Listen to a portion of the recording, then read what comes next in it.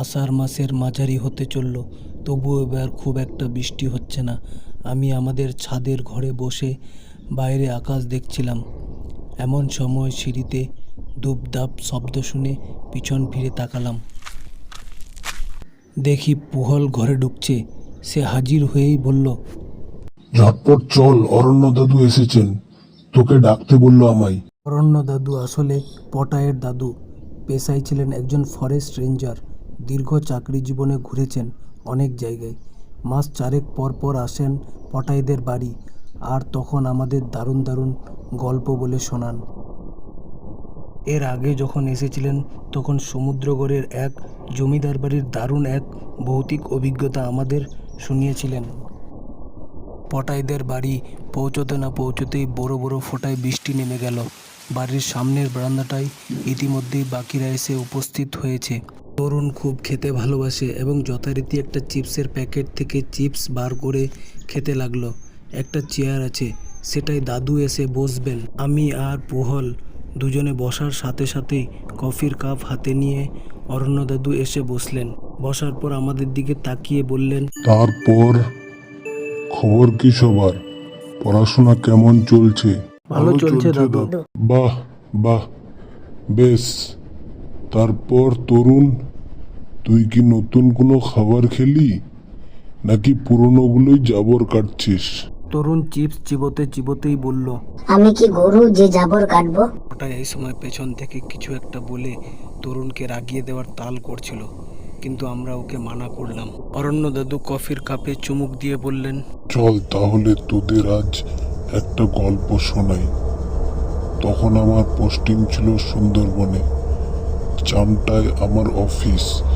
জানিস তো, আমাদের ভারতবর্ষে সুন্দরবনের মতো সুন্দর জিনিস আর একটাও নেই। আমি যে সময়ের কথা বলছি, তখন সুন্দরবনে বাঘের উপদ্রব এখনের থেকে অনেক বেশি। আমার এলাকায় শুধু বাঘ নয়, তার সাথে চোরা শিকারীরাও ভীষণ জ্বালাচ্ছে।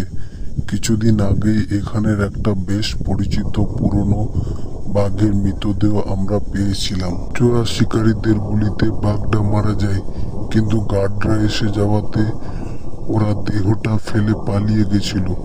তা একদিন অফিসে বসে বিকেলে কাজ করছি, এমন সময় একজন গার্ড এসে বলল, স্যার, আপনার ফোন এসেছে, বড় সাহেব ফোন করেছেন।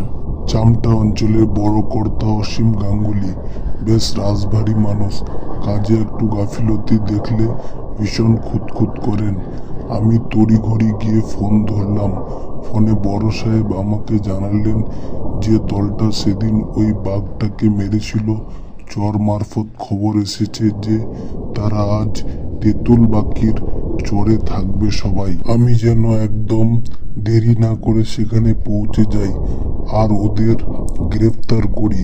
আমি জানিয়ে দিলাম যে একটু পরেই বেরোচ্ছি। আর দাদু এই পর্যন্তই বললেন, আর সঙ্গে সঙ্গে কান ফাটা আওয়াজ করে বাজ পড়ল কাছে কোথাও, আর পটাইদের সিএফএল লাইটটা দফ করে নিভে গেল। লোডশেডিং। মেঘের জন্য অনেক তাড়াতাড়ি অন্ধকার নেমে এসেছে আজকে। কিছুক্ষণের মধ্যেই পটায়ের দিদি এসে একটা বড় বাটিতে করে মুড়ি মাখা আর দেওয়ালগিরি রেখে গেলেন। দাদুও চেয়ার থেকে নেমে এসে এক মুঠো মুড়ি মুখে দিয়ে আবার শুরু করলেন। তারপর ফোন পাওয়া মাত্রই তো আমি দুজন ফরেস্ট গার্ড সাথে নিয়ে বেরিয়ে পড়লাম।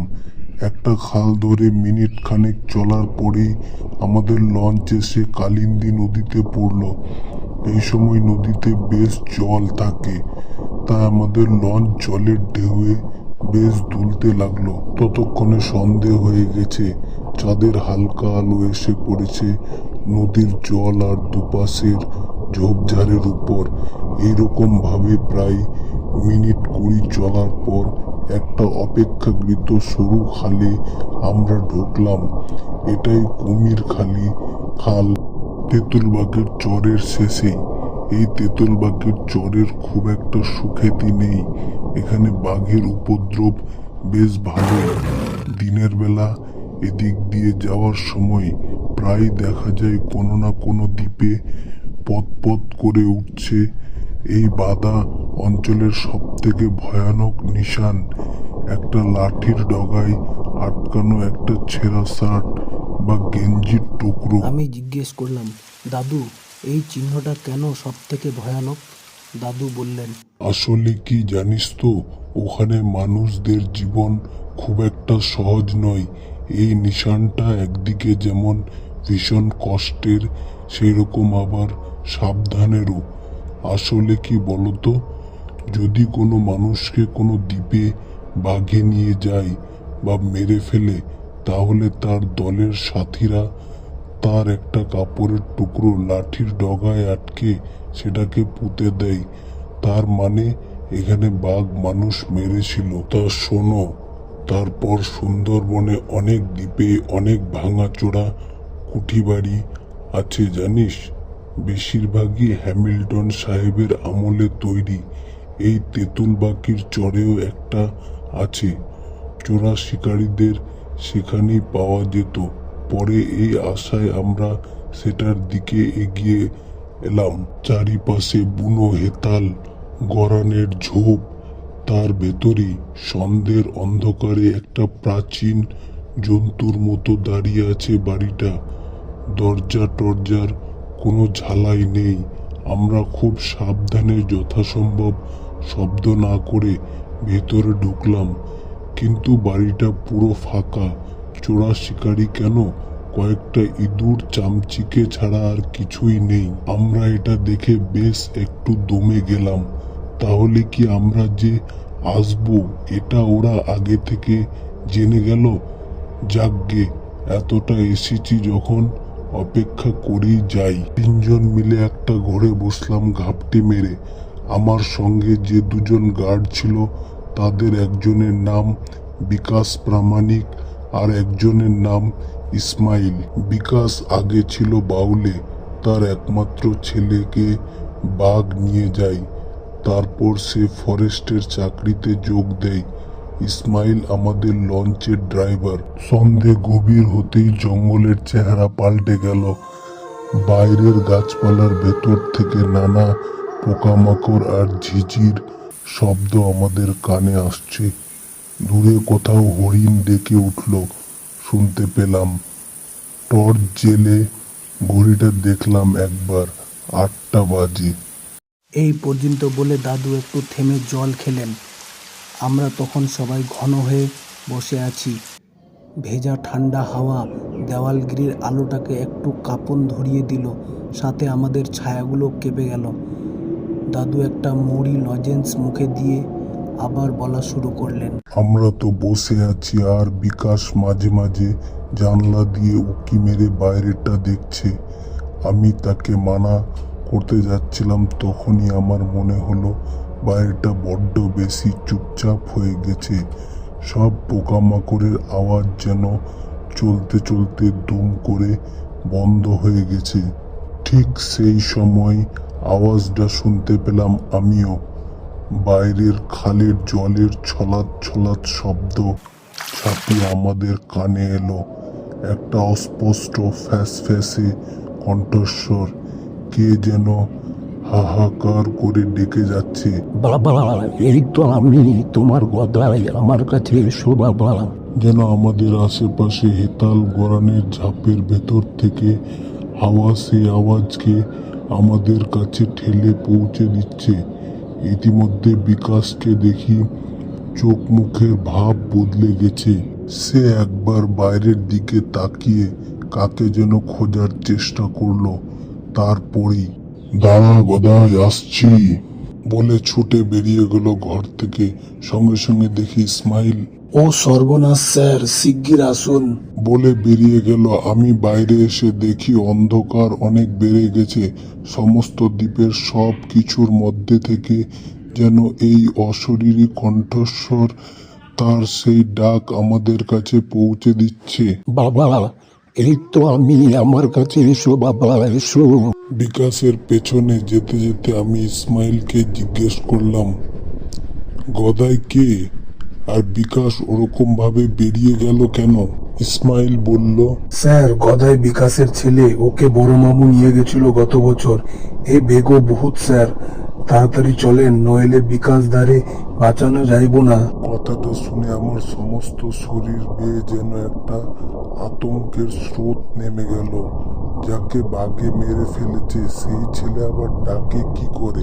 বিকাশ দৌড়েছিল কুটিবাড়ির পেছন দিকটায়। এদিকে জঙ্গল বেশ গভীর। সে জঙ্গলে ঢুকে যাওয়ার কিছুটা আগেই ইসমাইল জোরে দৌড়ে তার উপর ঝাঁপিয়ে পড়লো। আমি তাদের কাছে যাওয়ার মধ্যে ইসমাইল বিকাশকে মাটিতে ফেলে তার উপর চড়ে বসে, আর বিকাশ ছটফট করছে। আমি বিকাশকে জিজ্ঞেস করতে যাব, এই সময় আমার চোখ পড়ল সোজাসুজি। আমরা যে জায়গাটায় দাঁড়িয়েছিলাম সেখান থেকে একটু দূরেই গভীর জঙ্গলের শুরু।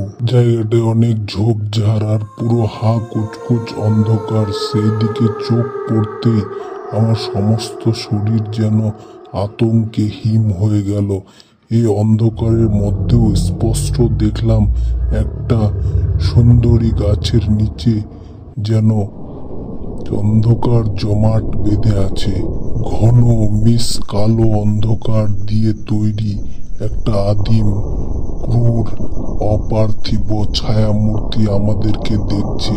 আমাদের আশেপাশের সেই ডাক কিন্তু তখনও অবিরাম ভেসে বেড়াচ্ছে বাতাসে। ইসমাইলও মনে হয় সেই মূর্তিকে দেখে একটু অন্যমনস্ক হয়ে পড়েছিল। সে সুযোগে বিকাশ তাকে এক ঘুষিতে ছিটকে ফেলে দিয়ে উঠে দাঁড়ালো। আমি তখন লড়তেই পারছি না। পা দুটোকে অসম্ভব ভারী মনে হচ্ছে, যেন এ আমার নিজের পা নয়। আমার ইচ্ছেতে কিছুতেই নড়বে না। বিকাশের আর হাত খানেকের মতো বাকি। মূর্তিটার কাছে পৌঁছতে এই সময় বাঘের গর্জনে পুরো দ্বীপটা কেঁপে উঠল। আর মুহূর্তের মধ্যে এই মূর্তিটার পাশ থেকে একটা প্রকাণ্ড বাঘ এসে বিকাশের ঘাড়ে পড়ল। আবার পলক ফেলার আগেই তাকে নিয়ে উধাও হয়ে গেল। আর আমারও চোখের সামনে সব ঝাপসা হয়ে এল। আমরা সবাই তখন ওর গায়ে ঘেঁষে বসেছি পুরো। দাদু থেমে যেতেই সবাই বলে উঠলাম, তারপর জ্ঞান ফিরলে দেখি ইসমাইল খাল থেকে জল এনে আমার মুখে চোখে জল দিচ্ছে। ওর হাত ধরে উঠে বসলাম। মাথাটা ঝিমঝিম করছিল। মূর্তিটা যেখানে ছিল সেই দিকে তাকিয়ে দেখি কিছু নেই, ফাঁকা।